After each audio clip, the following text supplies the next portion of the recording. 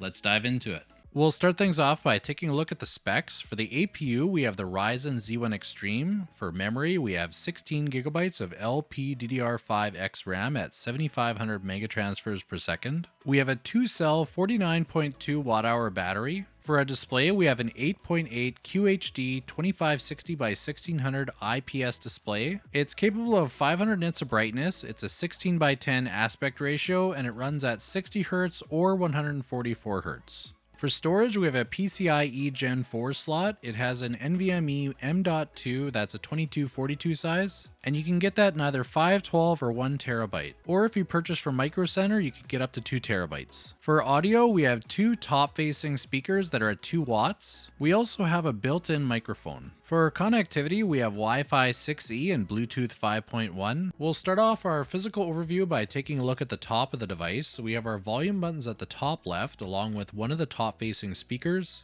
Beside that, we have one of our USB 4 Type-C ports. We have our micro SD card slot. We have our heat vent.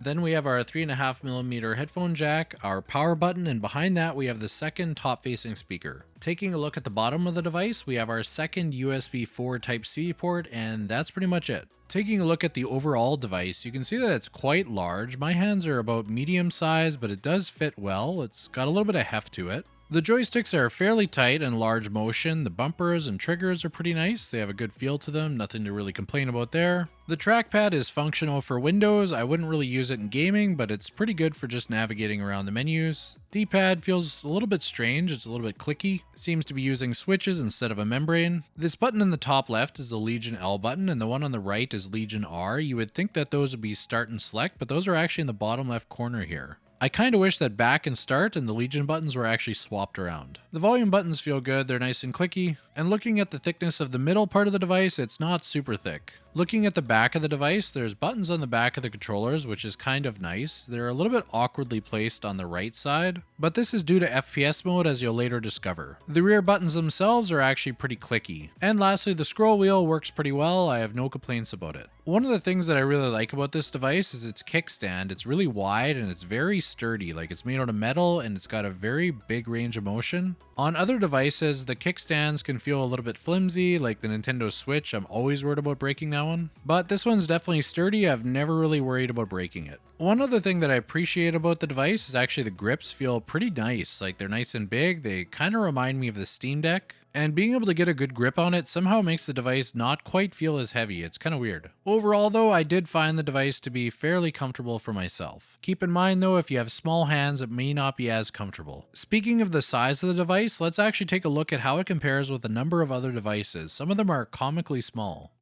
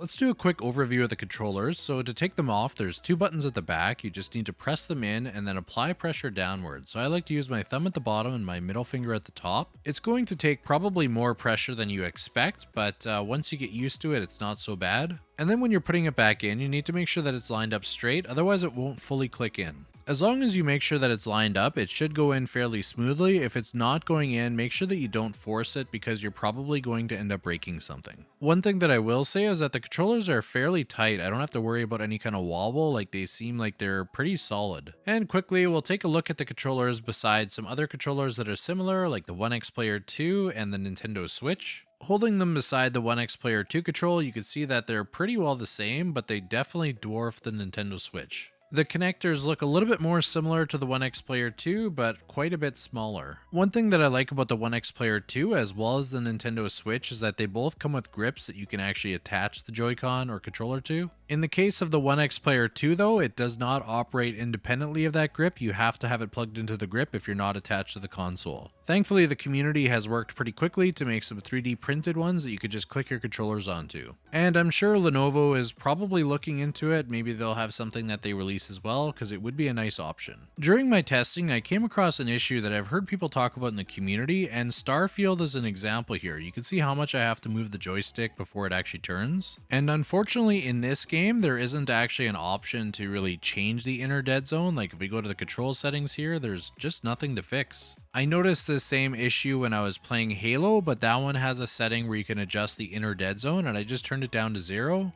And then it took care of the issue completely. I had a perfectly fine dead zone. It is worth noting though that other devices that have the same exact analog module do not have this issue, like the One X Fly. They both use the same K-Silver Hall Effect module, but the issue isn't present on my One X Fly, so I know this can be solved by software, and Lenovo is aware of it, so they're going to be working on the inner dead zone. I'm going to guess they're going to add something into Legion Space where you can calibrate it. There are ways to address this with Handheld Companion or with Steam Input, but they do have their limits and there are some challenges right now. So hopefully Lenovo has a fix coming soon so that games like Starfield will work a lot better, because right now aiming is pretty well unplayable if you're using the joystick. I will clarify though that this is not every game, it's just certain games that this issue seems to come up. And the last thing we'll cover for the controllers is the FPS mode. So on the right controller, we have these buttons on the side that act as your right click and left click. And then there's the two buttons at the back that can be used for whatever you'd like they can be programmed to the key E or R. And at the bottom we have our mouse sensor and a toggle for FPS mode. Once you toggle that, that's what activates it. After toggling on FPS mode, you could just insert it into the base. It's actually magnetic, so once you put it in there, it'll just kind of latch on. And then you basically just move it around and use these two buttons like I mentioned before as your right click and left click. If you want to use it in gaming, you're likely going to need to program the buttons to suit the game. And you're also going to want to play with the sensitivity, like mine right now is not calibrated properly, so I did have to change it a little bit later. And I can't speak for everyone, but it does take a little bit of getting used to using a vertical mouse, but once you get the hang of it, it's actually pretty cool. Some people love it, some people hate it, some people call it a gimmick. I think it's just a nice add-on that they didn't have to do, but they added on, and you could also use it just as a desktop mouse if you wanted. So overall though, I would say I'm a fan of just having this option. Okay, so now we can move on to some testing. We're going to test out the screen and sound, we're going to test out the thermals, the fan noise, and of course performance testing. We'll start off with our screen and sound test to begin with. A couple of notes for the sound test is my mic was a little bit tilted when I recorded, so I did adjust the stereo to make sure that it was even on both speakers. And I also had to turn down the volume so that it fit in with the rest of the video, so make sure that you pay attention to the sound meter. That's going to be your best measure.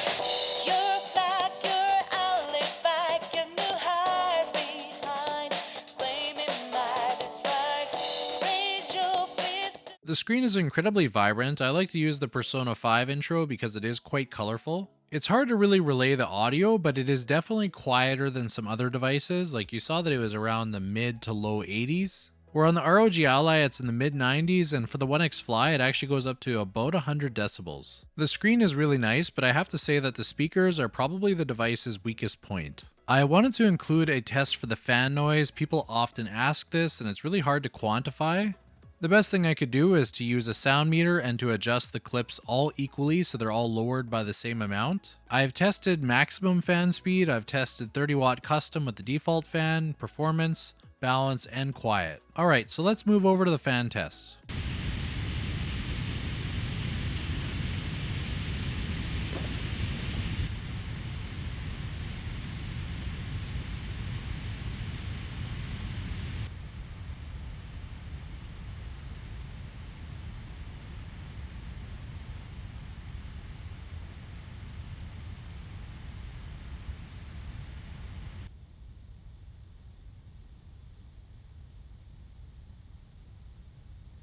As you heard in the test, my fan seems to have a bit of a whistle, so that can be a little bit annoying. I have seen some fixes where people have put tape on the inside. I haven't tested that. I may test that out and see what the thermal difference is. I'm sure it'll be fine, but I've also heard that apparently there's a couple different manufacturers of the fan, so it could be kind of like the Steam Deck situation, where early on there was a quiet fan and a loud fan. And now related to the fans, let's head over to some thermal testing. Let's take a look at the thermals of the device when it's charging and also running at 30 watt custom. This is the maximum temps that we'd probably see on this device. You can see that most of the heat is really around the charger and around that port. On the controllers, it's pretty cool at 28 and 30. So you're not going to feel much on the controllers, which makes sense because they're a separate piece. At the exhaust here, we're getting like high 40s. It's not too bad. That's definitely pretty cool. One of the most important tests is let's check the SD card slot, and it seems to be at a peak of 59. So it doesn't really seem to be getting that hot. And at the rear, we have a hotspot that's at about 57 degrees, 58, which again really isn't that warm. Near the controller connectors, we're at about 32, so you're not really going to feel that. The controllers themselves at the back are at like 25, and the screen itself is in the 40s, so it's really not that bad. Like you'll feel a little bit of warmth, but nothing that's uncomfortable. Overall, externally, it seems to be running pretty cool. Looking at the APU temperature at 30 watt custom with the default fan curve, we're at about 74, 75 degrees Celsius. And both these tests were after the device was running for about 25 minutes. And if we turn the fan to maximum, then we drop our temps down to about 68, 69, up to about a high of about 70. So really, temperatures really are not an issue. Before we show the results, I'm at 4GB of VRAM assigned, my BIOS is N3CN22WW, and I'm running AMD 23.9.2 drivers, and those are the Legion specific ones. All results are the averages of 3 tests, and I've tested at 4 different TDP settings. We'll start with 3D Mark Time Spy. The results for custom 30 watt and performance are pretty well the same. It's a little bit behind on balanced, and then quiet is a little bit lower as that runs at a pretty low TDP. All 4 of the TDP settings have their values move around, so hopefully the 3 test average will give us a better indication of what actually to expect while using the device. Now we'll take a look at Geekbench 6, and we'll start with the GPU scores, so you can see that we have the same kind of pattern as before, custom at the top at 32,599, then we have performance, followed by balance, they're fairly close behind, and then quiet lags a little bit behind at a score of 25,973. And now looking at the CPU scores, our balance setting is actually our high, so we have a multi-score of 9,057 and a single core score of 1623. Now that we've finished with the synthetic benchmarks, let's head over to some game testing. We'll start off first with Forza Horizon 5. I have the game set to 800p with FSR turned off, and I have it set to the medium graphics preset. And looking closer at the results, we can see that custom 30 watts is running the best out of the bunch, with an average FPS of 79.5. For these particular settings, I would go with balanced if you want to save battery, or if you're plugged in, definitely go with the custom 30 watt. If you want to use the quiet preset for TDP, I would definitely recommend lowering the settings probably as low as they can go so you can get closer to 60 FPS. Next, we'll take a look at Forza Motorsport. This is one that could benefit from newer drivers, so we'll have to wait to see when those come out. But for now, this is what we have. So we have custom 30 watts ahead with 46.1, and if you want to save some battery, I would recommend going with the balanced mode. I wouldn't bother touching quiet. It's just simply not playable. You can turn on FSR, but it doesn't really seem to help. Once Lenovo updates the drivers, I'm sure we'll see the same performance that we're seeing on competing devices. Next we have Starfield, which I have running at 1080p with a custom ultra setting. I would recommend playing this at 720p or 800p instead of what I have here, but this is what I wanted to do for the test to line up with some other ones I've done. For Starfield, I would recommend using the balance setting. You're not really getting much of a boost with the custom 30 watt or the performance mode, so you may as well save some battery. Unless you're near a power outlet, then of course, go to town with custom 30 watts.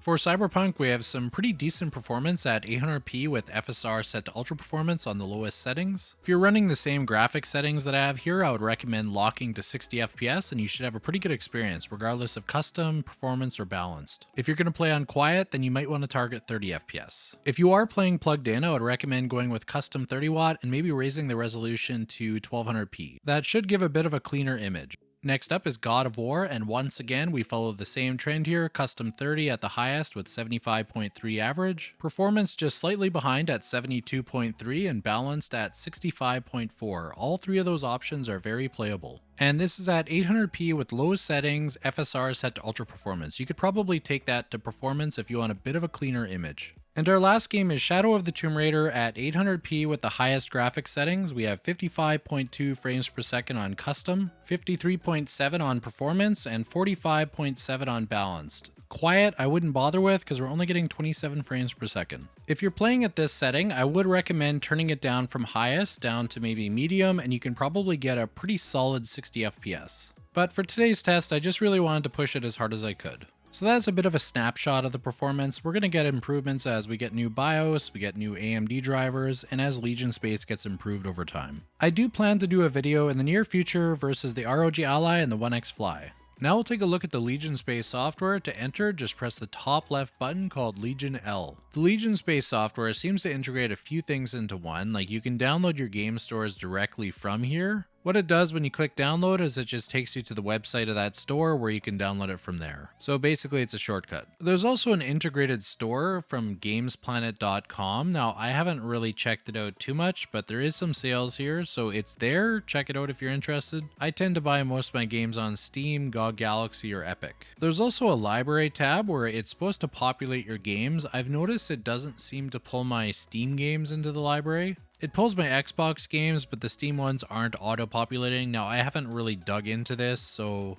I can't say if this is working or not. I typically just launch my games directly from the store, so I'm not too worried about this. Then you've got the settings tab that you can pretty much configure anything you need to with Legion Space. For general, it's really your clock, about, current version. Then you have the performance tab where you could adjust the thermal mode to custom, quiet, balanced, or performance. The OS power mode, I've always just left on efficiency. Then there's your network tab where you can basically just connect to a network. Then there's Bluetooth and display, and at the time of recording, display was crashing. Then you have voice where you can adjust your volume or your microphone. Then there's the controller tab where you can adjust vibration. You can also do some button mapping. When they address the dead zone issue, I'm sure that it'll show up in this tab as well. And you can also test your inputs or update your controllers from this menu. Then there's the Customize tab where you could adjust your RGB to different lighting effects. I have not played with the Apply Game Profile. It didn't seem to be working when I was testing it, but admittedly I didn't really look into it that far. Aside from the main menu, there's also the Quick Settings menu. This is probably where you're most likely going to be changing your settings. So you have your quick settings like your volume, brightness, resolution, refresh rate, lighting effects. Then we have the Performance tab where you could also adjust your TDP or your OS thermal mode.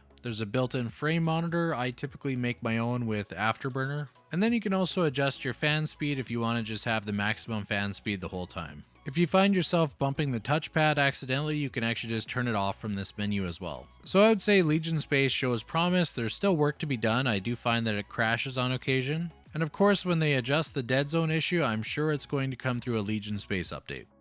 And we're close to the end of the video, so let me summarize what I like about the device and what I think could be improved. We'll start off with the things that I like, and the first thing that I really like is the display itself. It's very colorful, the colors are pretty accurate, and it seems to be just, I don't know, it's a pleasure to look at. If you're doing web browsing with a high resolution, it's super sharp. While it's not perfect, I do like the display. The second thing would be the Z1 Extreme. So the Z1 Extreme and the 7840U are very capable chips. Currently, it's the go-to for the top-of-the-line handhelds, so seeing it in the Legion GO is a bit of a no-brainer, but also nice to see. FPS mode will be the third thing. It's a nice addition. I do like it. It takes a little getting used to, but I think it has a lot of promise. I also like that it has Hall effect joysticks. Not having to worry about your controllers drifting is pretty nice. Having detachable controllers is pretty nice, especially when you're using something like Legion glasses, because you could just look at the roof and all you have to do is hold the controllers. You don't have to bear the whole weight of the tablet. And then having a trackpad and scroll wheel are nice. It just makes it a little bit easier to navigate windows. I do find that the device has pretty good ergonomics despite being so large and being heavy. So that's very important when you're dealing with a big device. And most aspects of the controller feel pretty nice. I'm not a big fan of the D-pad, but the rest of it I do like. Now on to the things that could be improved. It would be nice to see VRR and more resolution options available. Perhaps in the Legion GO 2 or whatever they'll call it, that would be a nice addition. It would also be nice to have a 32GB model. Some people argue whether that's worth it or not, but just having the option would be nice. The inner dead zone issues right now is kind of a pain for certain games. I know some games can be fixed and some games right now are not.